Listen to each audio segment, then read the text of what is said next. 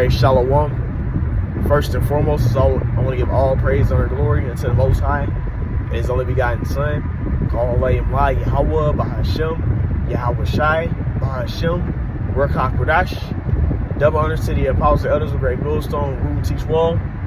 Wa Baraka Thumb to the hopeful elect.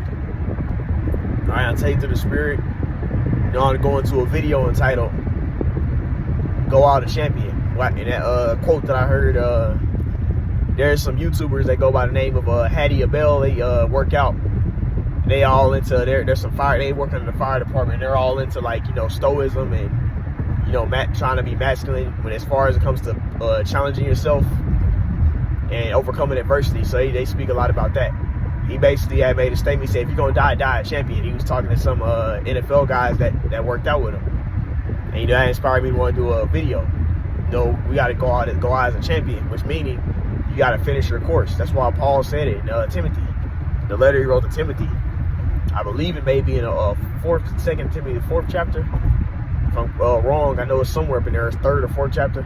It speaks about I fought the good fight of faith. I have finished my course. You see? So he finished his lot. He fulfilled his portion. And that's the spirit that we want to be in. We want to go all the way into the end. We didn't, like, Lord ain't put us through all this hell for you to just quit and to not finish and finish out as being a believer. Die on your sword, like our forefathers did.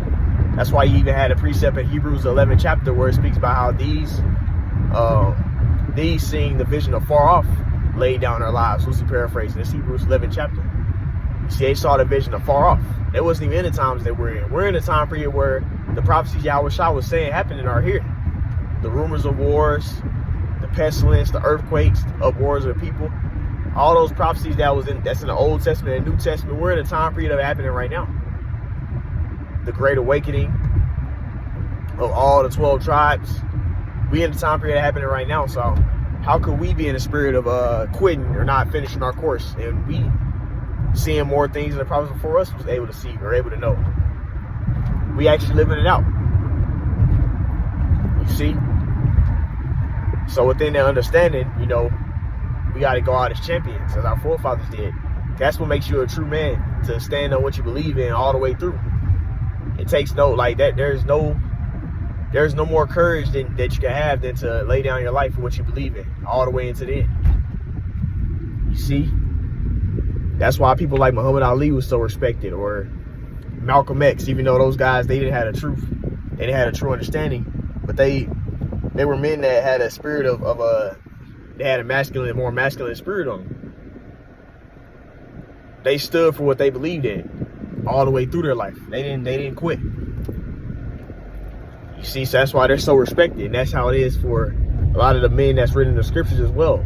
That's why the scriptures speak about you having a name that won't be forgotten. You see, because you stand on what you believe in all the way through until the end. You see, that's what it means to be manly, to have faith, to have courage. You see, and it takes courage to die, even to live your life, to live your whole life doing something. That takes courage, because that means you full out believe in whatever ambition or mission you have. You so focused, you believe in that mission so much that you're gonna live your whole life trying to accomplish it. You see, nothing can stop you from giving up. That's what makes you a real man. And that's not about how much money somebody has. It's not about how good they know how to fight or defend themselves, how strong they are.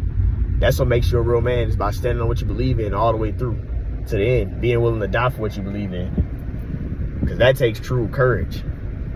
Anybody could start getting in shape and lift some weights. Anybody can start making money. You see, that's not very hard to do. What's hard to do is to stand for what you believe in through all the adversity. No matter what happens, you stand on your principles and your morals all the way into death. That's what makes you a real man. And what morals and principles we believe in is the true faith. The faith in Yahweh Bashem Yahweh Shai and what his promises and what he stood for. You see? So that's the real men, the men that standing on what they believe in is the end. You see? So it's going to be magnified and shown when the Lord start working on the right-hand side, working through his right-hand side. He already is doing it right now, but it's going to be on a higher scale. It's going to be miracles being done by the true believers, the men of the Lord. You see? Those greater works, like Yahushua spoke about in John 14, that happened in a small scale with the disciples for certain actions they were doing. You see? But we're going to get ready to see that happen on a much higher scale. You see? On a much higher scale, we're going to be seeing those men seeing these men that believe sincerely in Yahushua are going to be doing super great works, greater works that he accomplished when he was on earth. Right? But it's stuff that Yahushua didn't even write about. That's in the scriptures. You see? So we're going to see that happen. But that's going to be only happening to those that believe unto the end. The scriptures say, strive for the truth unto death, and the Lord shall fight for thee. You see? That means finish all the way through. Finish your course all the way out. You see? That's Sirach 4:28. Because you striving, that means you fighting, you battling those demons that's trying to get you to draw back into the world. That's trying to get you to stop doing the work. That's what a demon's job is. A demon wants to make you not do the work. Make you not read and study and do lessons, and make you just stop believing in Yahweh Bashem Washai. Make you not want to go to the camp. That's what a demon's job is. So if you continue to do the work, then that demon failed. If you continue to believe in Yahweh Bashem Washai, that whatever that demon thought that demon tried to put on you, or whatever adversity or persecution happened, it didn't work because you're still serving Yahweh Bashem Washai. You see, so that's how you got to look at it. A demons, when they sift you, they shaking you up. But if you continue to keep striving for the faith and keep on serving the Lord, that shit didn't work. You see, and then demon gonna come back with something harder, or come back with something else. That's what Satan gonna do. That's how he does. When something doesn't work, he's gonna come back with something harder, like he did Job. You see? So that's how you know. That's what's happening, man. The Lord is having the demons are testing us, trying us out. You see? But if you're in that spirit of faith and endurance, you see, then you'll keep striving no matter what happens, man. That's the spirit that the elect is gonna be in. They're gonna go out as champions. See, if it's in their lot to be a martyr, which really, if you're of the elect, you're really not dying, because guess what? What's that 1 Thessalonians 4th chapter? They that be asleep shall rise first when Yahushua returns, at the arrival of Yahushua Mashiach. So when the Messiah returns back, those that were martyrs, they're going to rise up first. So really, they're not dead. The Lord's going to raise them back up, and they're going to go in a chariot first. So even if Esau does put a lot of, which he's going to do, he's going to put certain Israelites, true believers, to death, or they might just die in the faith, waiting on the Lord, they're going to rise up first. You see? And those men that rise up first, you see, that shows that they laid their life down for Yahweh Bashem Washai. It says, greater love than a man that laid down his life for his friends, in John the 15th chapter. So if you lay down your life for Yahweh Bashem Washai, that's the greatest love you can show him. So a lot of men are going to be in that spirit of doing that. They believe in Yahweh Bashem Washai and love him so much they're willing to lay down their life for him. You see, they're coming in a format of being a martyr and resting until Yahushua returns. You see? But we're getting ready to see that, see all these things happen. But you gotta have that mindset of I'm already dying. You see, what does the scripture say in 2 Corinthians the 4th chapter? It says that while our man perish, our inner man is renewed day by day. So you're dying either way it goes. Die a champion. You're already getting jacked up. Don't get jacked up for no reason. Get jacked up to come out on top. Or let's say if you do be through. Let's say if you do end up being a martyr, you're gonna be a martyr knowing that you die for what you believe in. You're gonna be a martyr. You ain't gonna die being a nigga. You ain't gonna be suffering, catching all this hell for nothing, to quit. Die a champion. You see, like the dude said in that video, that was like when he said that was spiritual. I thought about that. I was like, man, that's spiritual. You see, if you already getting fucked up, get fucked up as a champion. Like, go out on your sword. You see? So that's the mindset we gotta have in its truth. That's why the scriptures say, be steadfast. What's that? 1 Corinthians 15 and 58. Be steadfast, constantly endure. You see, for your labor is not in vain in the Lord, man. Loosely paraphrasing. You gotta be steadfast and constantly enduring, man. Always abounding in the work of the Lord. You see, that means always growing in His work. Whatever gift the Lord gave you, you growing in it, and you moving forward in it.